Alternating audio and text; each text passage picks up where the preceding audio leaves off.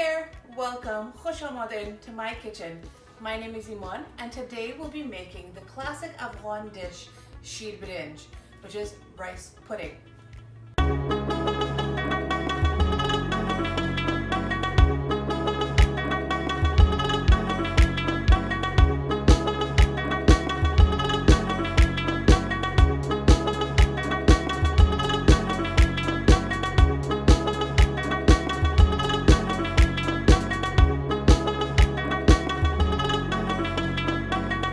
The direct translation of sheer birinj actually means sheer, which is milk, and birinj, which is rice. So milk rice. It's not necessarily the same sort of rice pudding as other rice puddings you may have had, which are a bit more watery. This one instead is a very sort of compact, thick, sticky rice. We use a medium grain rice. Medium grain rice allows the rice itself to get to that sticky sort of component. The nice small fluffy grains of rice are really great for this particular dish. I personally have enjoyed it a lot as a brunch item. My mom makes it all the time for us in Ramadan as a classic sort of comfort food, and that's how I've known it a lot. This dish requires whole milk. Whole milk is necessary because of the fat content. The fat content really gives it that creamy texture and binds the ingredients that we're using very well so that you get the proper flavor profile. So let's move over to our stove and start cooking. What we have here is a pot that is large enough to fit all of our ingredients inside of it. So I'm gonna first begin by pouring in our medium grain rice, adding the water that I've pre-measured, and turning our stove onto high heat. I'll allow this to boil until all of the water is boiled out and it only has a tiny bit of water remaining. What we're doing first is ensuring that the rice grains get cooked and fluffy before we continue to add and slowly incorporate the remaining ingredients.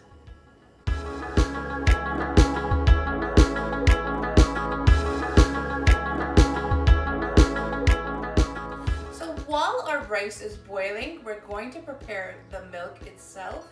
The milk will be warmed in the microwave until your milk itself has reached a hot to warm sort of temperature. I'm going to add my sugar, the cardamom, oops, that happens sometimes, and rose water. I'm giving this a good stir so that our ingredients incorporate in there well. The reason we're warming our milk is because you want the milk's temperature to meet the same temperature of the rice. Since the rice has been boiling, you don't want to have a contrast there. You want it to continue to build very nicely in your hot pot. And this will also help the sugar to melt and mix in well into the milk, so that it incorporates very nicely around your rice grains itself. All right, let's take this to the microwave now. Now you can see here that the rice has completed the boiling process. The majority of the water has been soaked up by these grains, which have slowly expanded in that boil. There is a bit of water left, and that's completely fine because as we continue to cook, that will cook into the texture of the rice itself. We had turned off our heat on the rice when it completed boiling, and I'm now going to add the mixed hot milk to this and turn it back on to a medium-low temperature. I'm doing a 3 out of 10 on my gas stove. The reason we do this is that milk has a very tricky nature. It can burn easily. So I'm using a non-stick pan. This helps to reduce the possibility of the milk sticking. I've increased my heat to a 4, but I'm now going to decrease it to a 3 since it's been brought to a nice boil. And I have my exhaust fan on while I am cooking. I've only turned it off right now since I'm talking to you all and I want you to hear me properly. But I'm gonna turn it back on in a second.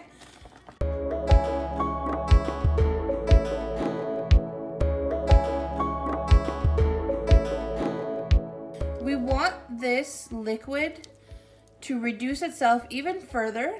So this is an essential part of the process where you do not want to leave your stove alone. You continue to gently stir it. You can see I'm just pushing from side to side, making sure the milk doesn't burn on the bottom of my pot. And we're almost there.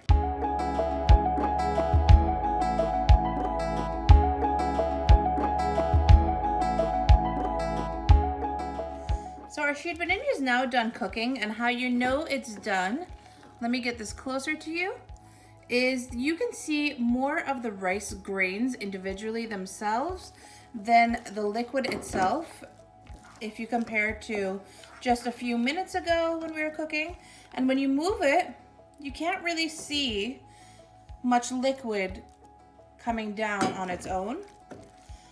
So this is the perfect texture of sheet birinj. So our sheet birinj has completed cooking on the stovetop, and I'll serve it now. You can serve it in a bowl or a plate because it doesn't have a runny liquid. Serving it on a plate or a platter is completely fine. Sheet birinj is one of those amazing foods that has so many memories tied to it for me. It truly is a staple comfort food from my childhood till now, honestly. When I was a kid, it was the food that my mom would make me when I'd fall off my bike, get a cut on my knee, and be upset about that. She would take care of my injury, make me a bowl of sheet birinj, and everything would be so much better. And honestly, into adulthood, I moved away to do my master's degree in Boston straight out from undergrad. I didn't take any time off. And I actually didn't get a chance to go home at all that first semester, which was pretty tough. The program I was doing was really grueling. I'm just taking some crushed pistachio and adding it on top. This is totally optional. It traditionally can be served just like this, but as you may have caught on, Afghans love pistachio, and I think it adds a nice little color. Anyways, as I was saying, I had not been able to go home all semester because my parents live in Ohio. I was living in Boston doing a really rigorous graduate school program for my master's, and I really missed home so much. I don't know how to describe it to you, but when you grow up in such a tight-knit family, that family support structure is so much a part of who you are, and that's how I grew up.